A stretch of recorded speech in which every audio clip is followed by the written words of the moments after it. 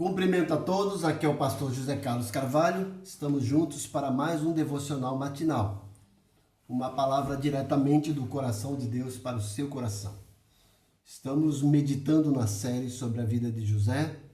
Faça a diferença, não seja indiferente. Hoje, na nossa sétima parte, vamos apreciar o texto de Gênesis 41, versículos 50 a 52, que diz o seguinte: Antes de chegar a fome, nasceram 2 filhos a José, os quais lhe deu Asenate, filha de Potífera, sacerdote de On. José, o primogênito, chamou de Manassés, pois disse: Deus me fez esquecer de todos os meus trabalhos e de toda a casa de meu pai. Ao segundo chamou-lhe Efraim, pois disse: Deus me fez próspero na terra da minha aflição. O interessante, como eu falei ontem, a vida de José mudou, a sorte de José mudou. Deus preparou todo o ambiente, todo o cenário e no tempo certo faz uma mudança fantástica na vida de José. Tira José da prisão para ser soberano, governador de todo o Egito. E a sorte de José muda mais uma vez. Ele agora é pai de 2 filhos, naquele período de fome, né? Antes de chegar à fome no Egito, no período ainda de abundância. E o interessante foi os nomes que ele dá a esses filhos. O primeiro, Manassés, e o segundo, Efraim. Os nomes com um significado fantástico. E a ordem que ele escolhe é outra coisa que a gente deve prestar atenção, merece a nossa atenção.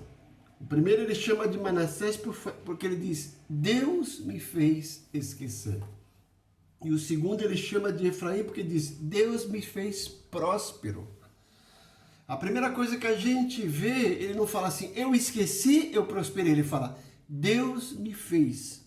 Ou seja, José dá crédito a tudo na sua vida a Deus.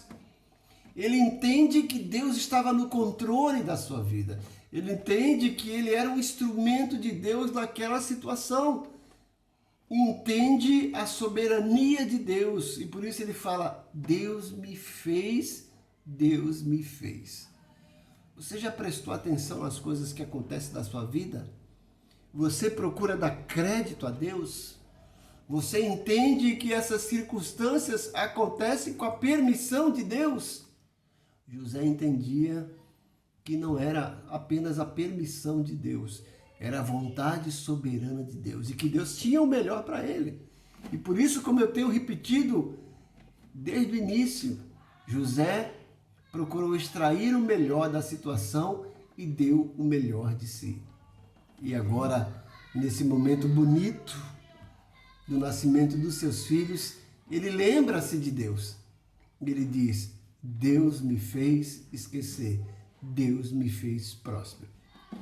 E muito mais do que esse significado, veja a sequência. Primeiro ele fala: Deus me fez esquecer. E depois, Deus me fez próspero. Preste atenção nessa sequência.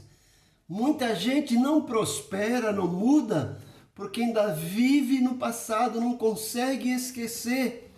Vive trazendo à memória circunstâncias desagradáveis.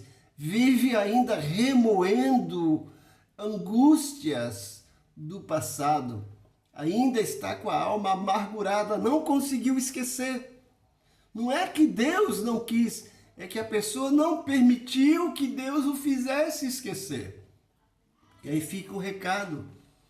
Antes de ser próspero, nós precisamos resolver as questões pendentes lá do passado. Resolver aquelas questões que não foram resolvidas ou mal resolvidas. Precisamos aprender a esquecer. Não estou dizendo aqui uma amnésia, né? Esquecer do fato, mas esquecer da dor que aquilo causou. Olhando para a situação e ver apenas uma cicatriz e não mais uma enfermidade. Porque tem gente que ainda está com a ferida aberta, remoendo o passado. e com certeza não vai prosperar, não vai crescer, porque a ordem é essa. Primeiro permitir que Deus faça esquecer e depois permitir que Deus faça prosperar. Talvez você não tenha prosperado porque ainda você não conseguiu esquecer aquela mágoa, aquela angústia.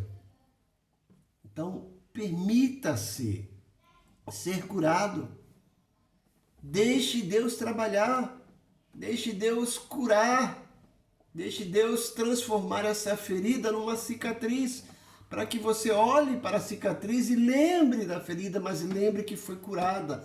Lembre como José, Deus me fez esquecer. E aí você pode dizer como José, Deus me fez prosperar.